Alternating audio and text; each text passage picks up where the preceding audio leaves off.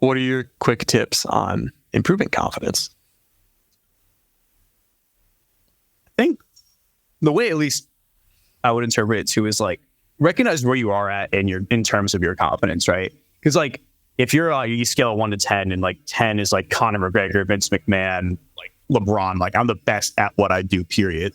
And you're chilling at like a 0 or 1, like looking at those individuals and being like, there's never a chance you're ever going to get to that point, might feel like a completely rational thought in that moment, right? So I would say like, hey, if you're at that 0, what baby steps can you take to have a 3 or 4 level of confidence, right? And then once you get to that 3 or 4, then you can start talking to yourself, all right, how do I get to like that level 6 or 7 type confidence, right?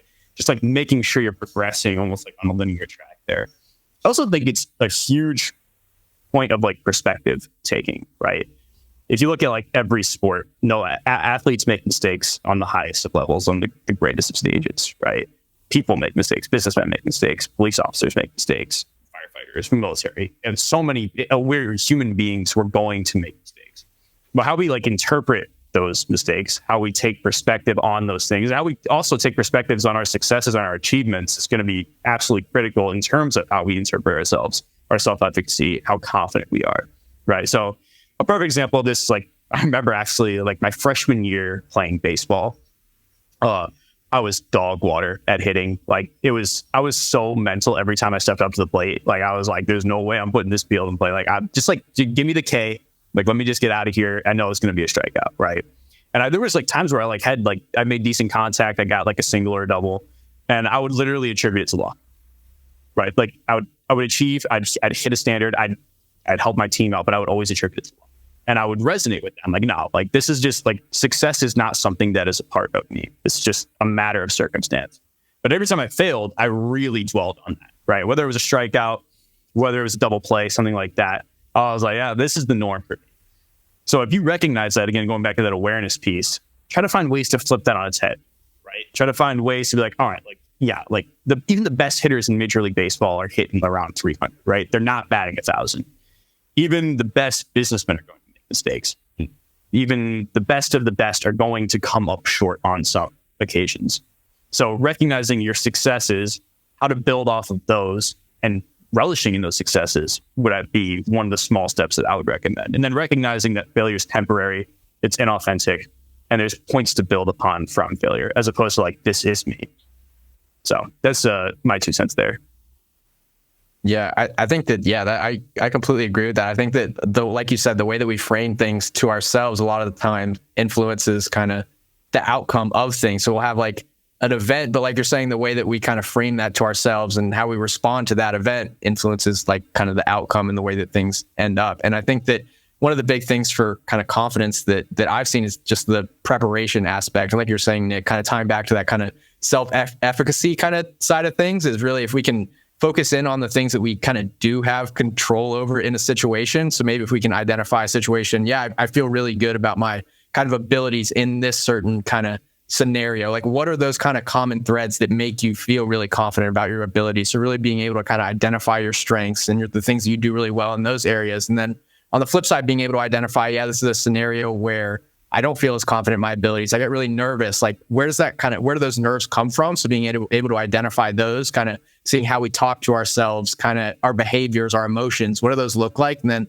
if we can identify where those come from, then we can work on kind of adjusting those a little bit. So I guess kind of like summing it up, I think kind of being really intentional about kind of identifying those scenarios and being intentional about developing kind of a routine and a process that we can focus in on to bring kind of success back more within our control. So confidence isn't just a feeling that we're hoping to obtain, right? So it's something that we're kind of constantly working towards and kind of identifying what's working, what isn't, and adjusting those. And I guess kind of also in those scenarios is being just taking a second to identify and give yourself some credit for, like I said, the things that you do really well. And tying back to what you were saying, Anthony, I think kind of human nature is to just be really kind of critical of ourselves and pick up on the times when we aren't successful and not giving ourselves that credit. So even just listing out kind of like a personal like highlight reel or the things that you do really well or your strengths and kind of like examining the evidence, I think is a huge one, right? Because if we really take time to say, this is like a scenario that I've been really successful in, and this is kind of how, and this is when,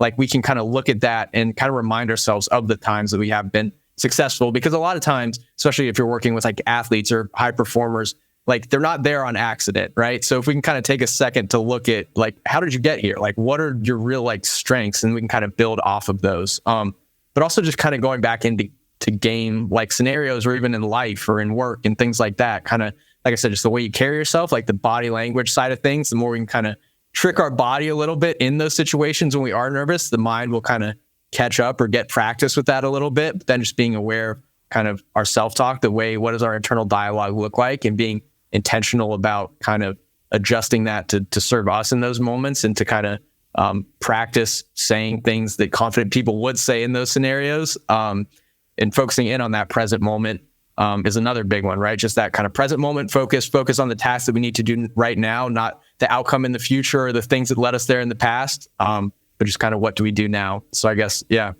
preparation, self-talk, focus, body language, and then reflecting on those strengths and identifying the things we do really well, then the common threads that maybe we don't do as well in other situations, and how do we kind of adjust those? So those are the things that stand out for me as far as confidence and things we can practice a little bit.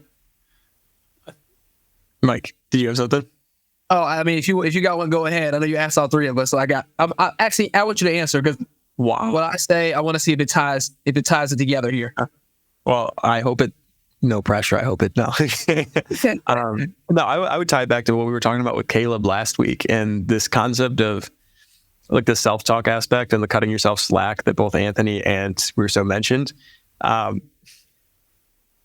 If I talk to you like you talk to yourself, you wouldn't talk to yourself anymore, right? And so in terms of when you get mad after a performance, I'm going to say this twice, because to me, this is, I wish I was telling myself this in a former life, is you wouldn't be mad at yourself if you didn't think that you had it in you. Right. So you would not be mad at yourself if you don't think that it was capable. And if you think it's capable, why are you asking yourself unfair questions? Right. So when I, mess something up, why am I asking, why am I such an idiot? Is that a fair question? That's not helping. That's not helpful at all. Right. Instead, taking that more non-judgmental approach, or this higher self-awareness, as we've phrased as well, like learn from it, recognize where you're at, recognize, kind of the big picture. It's probably not that big of a deal. Also, that's probably a rude thing to say in the moment, but realistically, if you strike out in a big game in college, 5 years from now, how much are we thinking about a game in college, right? And so being able to learn from mistakes in general, I think, is more important than beating yourself over one little thing. But to the point of like learning from it, is the focus growth or an outcome, right? Is your performance and your partaking in this realm, whatever it is the goal just to hit an outcome and be done with it? Something that Mike and I have talked a lot about is outcome, or like enjoying the process, right? Yeah. Or is the process of growth and getting better at it more important? Because that also determines how you're, breaking it down to your self-talk. But those are my points. Mike, did that set you up nicely? I think it does. But before we do that, can you repeat that one more time? I hadn't heard that before. I wanna jot that one down. That's a good one. The one that I just came up with? You didn't just come up with that. If you did, I'd be very you wouldn't be mad at yourself if you didn't think you had it in you. That's pretty fire. I'm not gonna lie. Put on a bumper sticker for the kid. I got a little drawing too, like back to the idea of, like there has to be some level of confidence for other things, right? So like, again, if that level of confidence. So if you what? If you wouldn't be mad at yourself if you didn't think you had it in you. If you didn't think you had it. You would have given up already, right? Like Josh Allen doesn't throw his helmet because he never thought he had a chance at winning a game. He throws a helmet because he thought it was a possibility. That's good. That's good, Nicky D. Solid one for the. Hey, you need to patent that one. I'm not gonna lie. That one might show up somewhere. All right, that's really good. Solid. That's solid. So I do think the two large points I have tie into everything that we said. And Nick, you hit on my last piece, which is ultimately to grow. I think that that's the goal. Like growth is a win. If you're growing, you are winning, no matter how small the growth may be. And so there is a process that leads to that.